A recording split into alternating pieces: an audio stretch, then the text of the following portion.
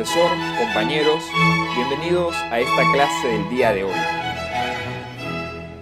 Asistiremos al gran debate del siglo XX sobre la existencia de Dios, realizado entre Bertrand Russell y Frederick Copleston, dos gigantes de la filosofía, pues mantuvieron un debate sobre la existencia de Dios radiado por la BBC en 1948, donde plantearon posturas diametralmente opuestas, para explicar que la existencia de Dios puede ser probada o que también no puede ser probada.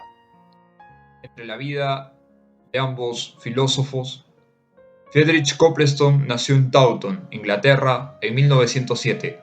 Fue un sacerdote jesuita inglés e historiador de la filosofía, conocido por su famoso libro Historia de la Filosofía, escrito para formar a los seminaristas católicos en la estructura lógica de los distintos sistemas filosóficos. Su obra está considerada como uno de los mejores manuales de historia de la filosofía. Es reconocido además por el debate que sostuvo con Alfred Ayer sobre la significación del lenguaje religioso. Bertrand Russell nació en Gales, Gran Bretaña, en 1872. De todos los filósofos británicos del siglo XX, ha sido sin duda el más conocido, el más influyente y el más importante. Además de sus esenciales aportes a la lógica matemática, produjo una abrumadora cantidad de escritos sobre temas morales, sociales, políticos y filosóficos.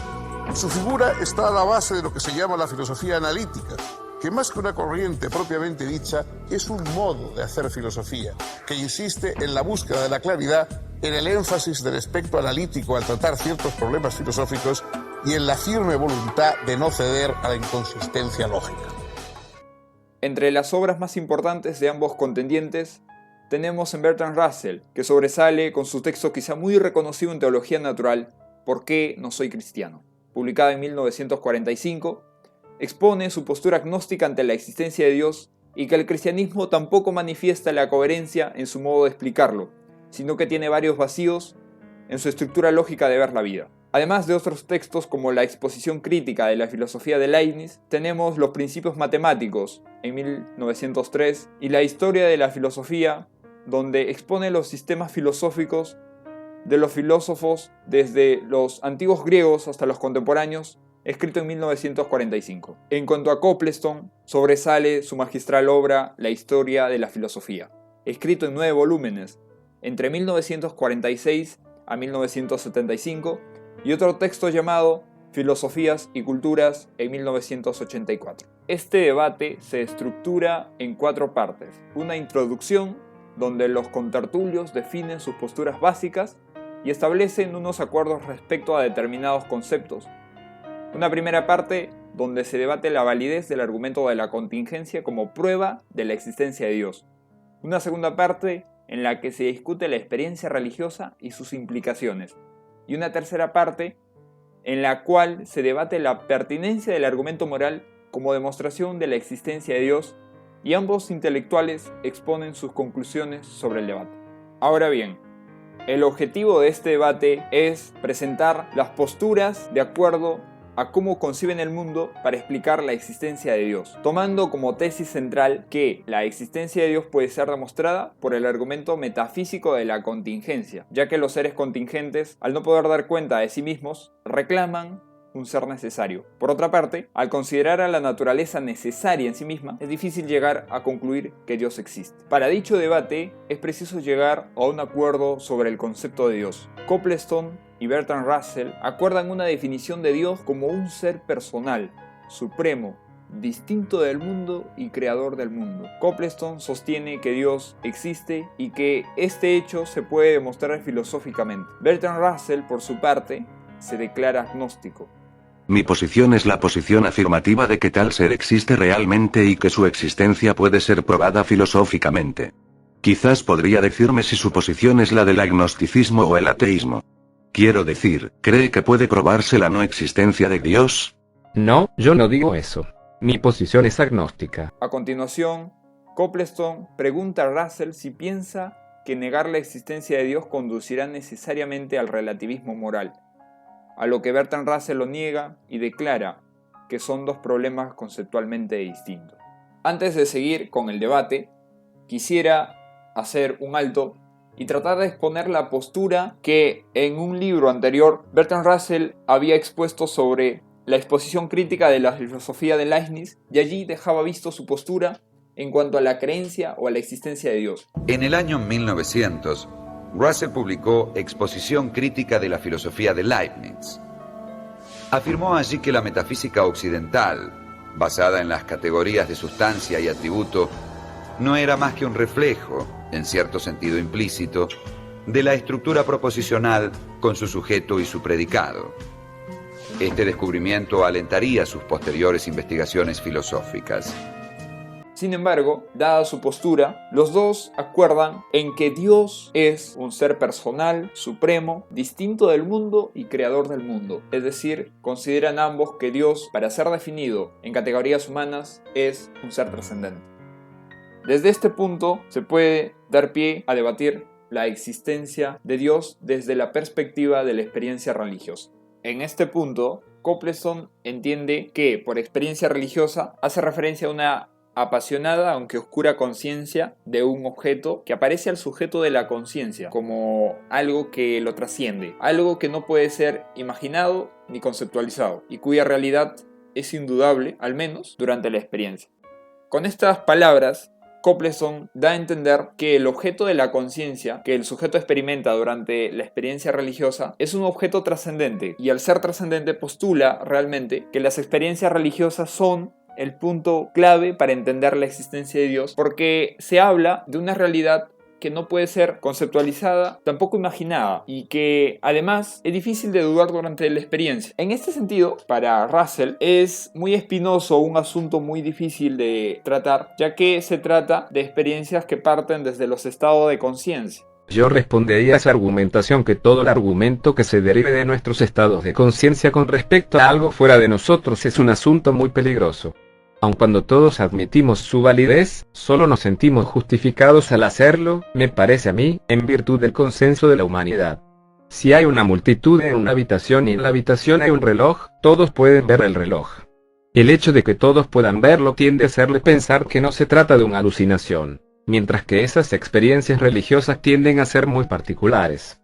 Para él, entiende de que solamente las experiencias son en cuanto al consenso de que todos los experimentan, y de ahí se pueden partir realmente para un debate serio. Es decir, Russell entiende de que la metafísica no es el punto culminante o no es el método suficiente para tratar las experiencias religiosas, porque no lo considera como algo serio. Es decir, para él la metafísica no tiene dicha corroboración o punto de verificación, y en este punto ya Copleston difiere de él, porque sí lo considera a la metafísica como un punto de verificación de la experiencia religiosa que prueba realmente y cercana a la existencia de Dios. Siguiendo en este debate, posteriormente Copleston pasa a explicar que dichas experiencias son manifestadas incluso por Plotino, y Plotino lo define que la experiencia religiosa es un objeto inexpresable, es decir, que su objeto es finalmente un objeto de amor. Sí, así es.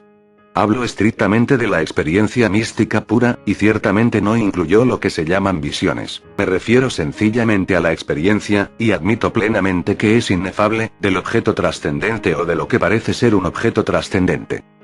Aunque Russell, partiendo de su postura agnóstica, va a decir de que él solamente va a considerar lo que está registrado, no las experiencias. Él constituye que las experiencias tienen mucho que ver con las creencias que uno tiene, tanto religiosas, que en realidad las creencias para Russell no constituyen una evidencia suficiente para considerar un objeto de verdad, aunque tengan un buen efecto moral. Copleston considera además que no es en realidad la creencia la que proporciona un efecto moral, sino el carácter de la vida, aquello que hace que el hombre tenga una creencia y por tanto un efecto moral. Es decir, Copleston va a entender que la prueba de verdad de las creencias es en realidad lo que proporciona dichas experiencias. En este punto, también Copleston pasa a explicar que también dichas experiencias suceden al momento de compartir una lectura, ya que en ellas, ante algún personaje que manifiesta un valor esencial, proporciona dichas experiencias. En este sentido, Russell va a diferir de él y va a decir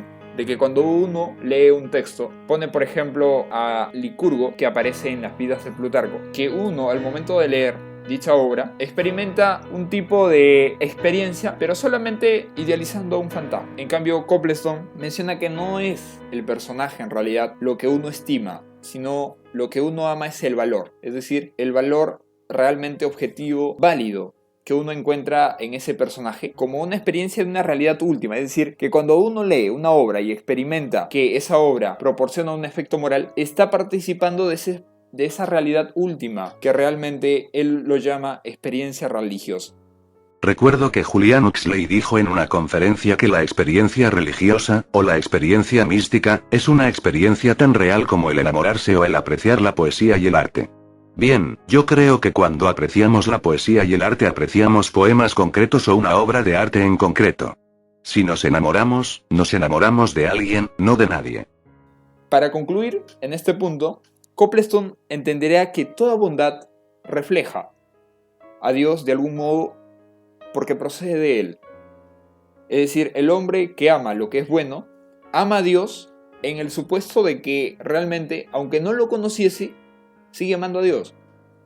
A este punto Russell también dirá que como las experiencias religiosas no se pueden probar, él se zanja del asunto, es decir, da por hecho de que la experiencia religiosa no se puede, aunque para Coplestone sí, porque considera que el método metafísico o el argumento metafísico es probativo. En cuanto a la experiencia moral, Russell hace la distinción de que para él las cosas buenas y las cosas malas son solamente una distinción en cuanto que él entiende por disgusto o por el gusto que le causa, no por participación divina. Sin embargo, Coplestone le va a plantear esta cuestión. ¿Cuál es su justificación para distinguir entre lo bueno y lo malo? ¿O cómo se las arregla para distinguir ambas cosas? Russell, muy creativo, entiende que para distinguir tanto lo bueno y lo malo es como distinguir el color azul del color amarillo. Es decir, porque él los ve o los experimenta. Es decir, experimentamos y vemos las cosas buenas y las cosas malas en este mundo, y que son los sentimientos en realidad los que proporcionan dicha distinción. Para Russell van a ser los sentimientos los que van a ser la regla fundamental para distinguir entre lo bueno y lo malo. Sin embargo, esto para Coplestone no le resulta muy convincente y le plantea nuevamente: ¿usted cree que el bien y el mal hacen referencia simplemente al sentimiento? A lo que Russell va a responder de que no solamente el sentimiento, sino que tiene como base lo que una persona experimenta mediante los efectos que realizan sus acciones. Es decir, que la persona encuentra la distinción entre lo bueno y lo malo en cuanto al agrado o el desagrado de sus acciones que hace. Pero para Coplestone no es un fundamento válido, sino que es necesario postular un fundamento trascendente que justifique dichas acciones o que justifique que uno tenga el sentimiento de gusto o de disgusto. Esto, evidentemente, para Russell no tiene cabida en cuanto a un fundamento trascendente, ya que él no necesita de otro fundamento.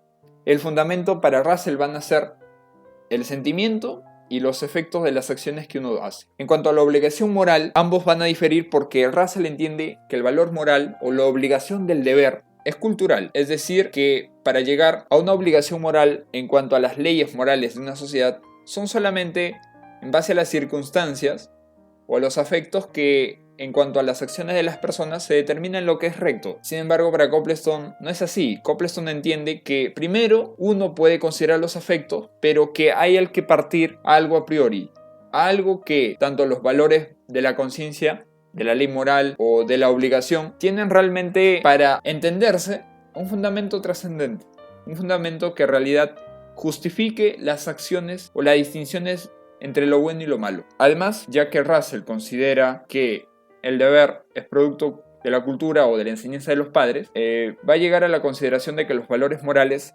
son solamente particulares, no hay un valor moral universal. Para lo que Coplestone, sí, para Coplestone hay un orden moral inscrito en la conciencia que no se entiende sin Dios y que realmente postula la existencia de Dios. Es decir, para Coplestone, la experiencia moral es lo que en última instancia postula la existencia de Dios, pero que no solamente está en la conciencia, sino que también los padres lo refuerzan, o la cultura refuerza aquello que ya tenemos inscrito en la conciencia. Además, ya que para Coplestone entiende que la ley moral de las sociedades cambian, Coplestone entenderá que lo que cambia es su aplicación. más no la ley moral inscrita en la conciencia que hace que los hombres cada vez conozcan o apliquen tales leyes para determinar lo que es recto. Sin embargo, Russell va a seguir en su consideración de que es cultural porque entiende que la obligación del deber, en cuanto a entender a Kant como un imperativo categórico, pero un imperativo categórico en cuanto a los condicionamientos que uno recibe. Es decir, Russell entiende de que solo uno imita de la sociedad o en su vida lo que es benéfico. Con estas palabras, yo no imitaría la conducta de un perro rabioso.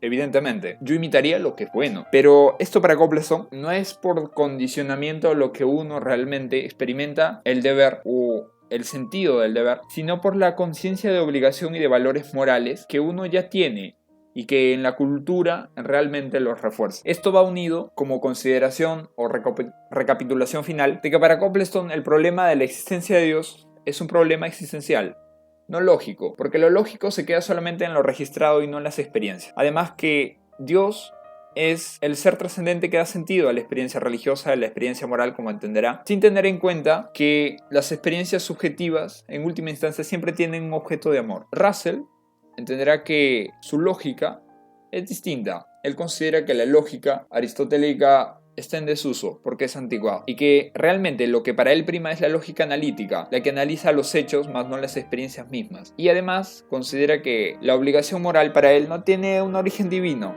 Es decir, para él la ley moral se explica por diversas vías. Él lo ha explicado por medio del sentimiento o por medio de los afectos, pero que realmente no solamente se reduce a eso. En la valoración a este debate sobre la existencia de Dios, en primer punto, un desacuerdo con Russell. Dado el análisis lógico que establece Bertrand Russell, se evidencia su capacidad de argumentación, aunque significativamente se queda sometido a los lastres del lenguaje, dando a entender que todo lo que tenga correlación con la realidad es verdadero, y no algo metafísico que sostiene todo. Aunque Bertrand Russell es un filósofo agnóstico, se declara agnóstico en el debate, en efecto, fue muy respetuoso en el desarrollo del debate, pero desde mi punto de vista, sus enunciados me llevan a considerarla una persona de mente cerrada por el miedo a explorar más allá de los límites del lenguaje.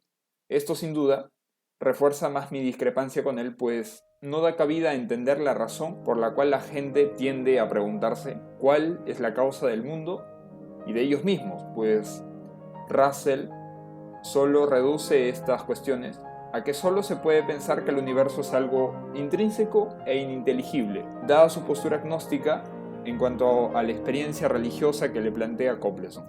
Aquí entra a tallar significativamente lo que da sentido implícitamente a la existencia de Dios, partiendo en no quedarse en lo aparente de la naturaleza y de las experiencias humanas que hacen o cambian el comportamiento de la gente. Es razonable buscar qué es aquello que posibilita dichas experiencias humanas o que las cosas tengan una realidad, por lo que plantear estas cuestiones nos lleva a la consideración de que si los sentimientos son la regla para hacer la distinción entre el bien y el mal, los sentimientos responden a un tipo de experiencia, pero no solamente queda reducido a una experiencia ordinaria, sino en lo que fundamenta dicha experiencia, por lo que el quehacer de buscar la argumentación sobre la existencia de Dios es buscar lo que hace que las experiencias religiosas sean el punto de inflexión para tal distinción, es decir, un objeto de experiencia impresa en la conciencia que predica esencialmente la existencia de Dios. Así queda rebatida la argumentación de Russell de que no sabemos si Dios existe, ya que si el mundo es necesario e incluso el hombre mismo es autosuficiente, no se puede explicar cómo es que se llega a tener estas experiencias religiosas o tanto morales, sino es que se posee esta dimensión religiosa y el objeto de dicha experiencia en realidad existe. Además, postulo un acuerdo con Copleston ante el planteamiento que Copleston hace de que somos seres contingentes, por lo que debemos de provenir de algo, un ser necesario, Dios, el cual tiene por esencia la existencia de sí mismo, que es la causa del universo. Su planteamiento es más debatible para llegar a una aproximación sobre la existencia de Dios. Además, argumentación sólida, pues viéndolo desde mi punto de vista filosófico, resulta probable la existencia de un ser superior, porque solo Dios resulta ser la causa de todo lo existente, ya que las causas no suceden solo porque sí, y además porque esta causa solo puede ser de un ser trascendente. Ahora bien, tanto la premisa de Pascal, si apostamos por la existencia de Dios, como la de Copleston, que los seres son contingentes, por tanto Dios existe, nos permiten entender que la realidad y el conjunto de las cosas en sí mismas pues brindan satisfacción e incluso da descanso a nuestro conocimiento, puesto que es limitado, y al reconocer de que somos seres creados y finitos, nos posibilita entender que el mundo no es autosuficiente en sí mismo, e incluso que el acontecimiento de la experiencia ante el hombre nos resulta inconmensurable para entender de que Dios nos ayuda a pesar de los actos morales que hagamos o que resultan repulsivos y que tienden a ser justificados. Y finalmente, como última valoración, está una limitación en cuanto al lenguaje que utilizaron. Porque una vez establecidas las dos posturas, la primera de concebir el mundo para Copleston como seres contingentes y que postulan un ser necesario, y la otra para Russell de entender las cosas suficientes en sí mismas, es difícil de postular un ser necesario. Pues ahora bien, si Copleston primero argumenta que el universo es la totalidad de objetos individuales de los cuales ninguno tiene la razón de su existencia, por ende es necesario atribuir a algo su existencia, es decir, a esto se le denomina Dios, para Russell es ilógico afirmar la existencia de algo sin tener bien definido el término de existencia. Es decir, para Russell no se ve necesaria la idea de un ser contenedor, y solo para él cabe aceptar ese ser si su existencia pueda ser negada mediante una contradicción. Hasta este punto han diferido mucho en cuanto a sus postulados. Sin embargo, lo más significativo es el hecho de que ni siquiera se pusieran de acuerdo en un lenguaje. Se ha llegado en el debate a los juegos del lenguaje, ya que los conceptos y procedimientos argumentativos planteados por Copleston carecían de sentido para Russell, y por otro lado, los argumentos de Russell no constituían para Copleston auténticas explicaciones. Si se sitúa el debate en su contexto, no es de extrañar que no pudieran acordar un lenguaje común debido a que los discursos pertenecían a ámbitos filosóficos tan dispares como la metafísica, por una parte, y la lógica clásica para Copleston, y para Russell, el cientificismo y la lógica contemporánea. Sin embargo, ambos debatieron utilizando una expresión que Ludwig Wittgenstein ya había proclamado, es decir, debates desde los distintos juegos del lenguaje, dando a entender que no hay un lenguaje universal, sino distintos lenguajes como postulan los posmodernos, y por ello no hay manera de establecer una verdad absoluta. Yo difiero en este punto y lo considero una limitación en este debate, ya que si no establecemos un lenguaje común, no podemos entendernos y tampoco podemos dar a entender a los demás qué es lo que queremos decir. En cuanto a las conclusiones, considero, primero, que cada postura es una creencia, pues son modos de entender la vida. Primero, entendemos el mundo como necesario, siguiendo la postura de Russell, y luego entendemos el mundo como el conjunto de seres contingentes, es decir, que como el científico, para dar cuenta de los fenómenos naturales, primero se parte de una estimación primaria de que la naturaleza posee leyes establecidas que uno va encontrando. Asimismo, sucede con el filósofo o la persona de a pie, que primero postula que las cosas son necesarias en sí mismas, pero luego, al tener una experiencia religiosa, una experiencia que lo cambia la vida, postula que el mundo ya no es necesaria o suficiente en sí misma, sino que se requiere algo más para explicar dicha experiencia. Por lo que ambas posturas de dichos filósofos no se contradicen, sino son en modo originario posturas que uno tiene en su vida y que son necesarias. Segundo, siguiendo el argumento anterior, el mismo modo de entender la vida, primero entendiendo las cosas como necesarias en sí misma y luego como contingentes, también es aplicable a la experiencia moral, ya que primero podemos tener un acuerdo, como bien lo explicaban los filósofos contractualistas, en cuanto al consenso para establecer normas morales, pero que, sin embargo, suceden experiencias que los mismos acuerdos morales no son suficientes de determinar, pues es necesario postular que tenemos una ley impresa en la conciencia que nos posibilita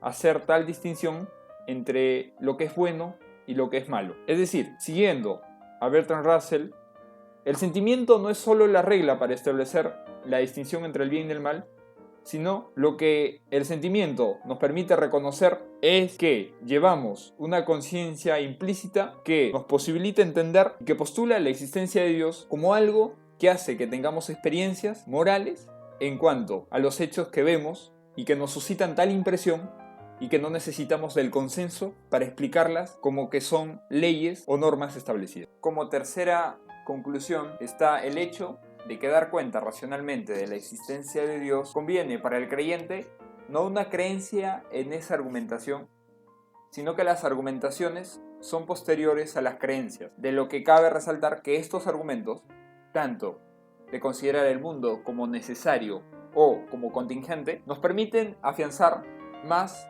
nuestra creencia de fe, porque significando que toda explicación nueva del universo no se condice con nuestras creencias, por el contrario, abre la posibilidad a entender más nuestra fe. Y es así que, siguiendo el postulado de Coplestone, la experiencia religiosa es la que posibilita de mejor manera un acercamiento a afirmar la existencia de Dios, ya que desde el punto de vista lógico resulta muy inquietante afirmar que Dios existe, pues existen argumentos tanto a favor y en contra, como decía Kant, pero que, sin embargo, es la experiencia religiosa la que, al considerarla personal, permite este acercamiento y los argumentos no vienen a suplirla, por tanto, vienen a apoyarla. Asimismo, queda de hecho que la cuestión es solamente abordable desde el punto de vista personal. Como cuarta conclusión está el hecho de que Dios puede ser demostrado referida a la experiencia moral, pero que sin embargo, dada la aplicación en la cultura, es decir, a cómo las leyes morales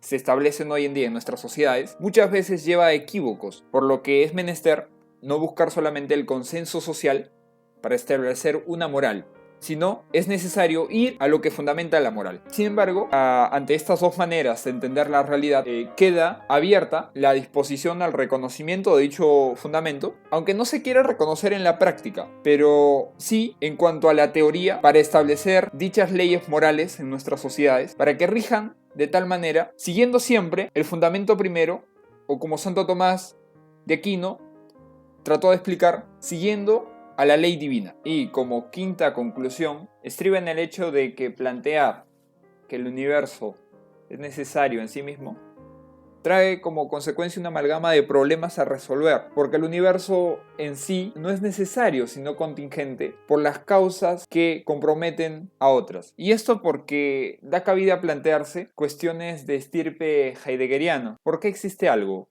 y no más bien nada? Es decir, aunque consideremos el mundo en sí mismo, queda abierta la disposición a aceptar dicha causa, pero ante posturas que intentan explicar la existencia del mundo desde otra mirada filosófica, la cuestión de Pascal sigue vigente, pues aunque haya una explicación para los fenómenos naturales o las experiencias religiosas, cabe apostar por Dios, y así queda abierta la discusión sobre la existencia de Dios en este debate. Muchas gracias.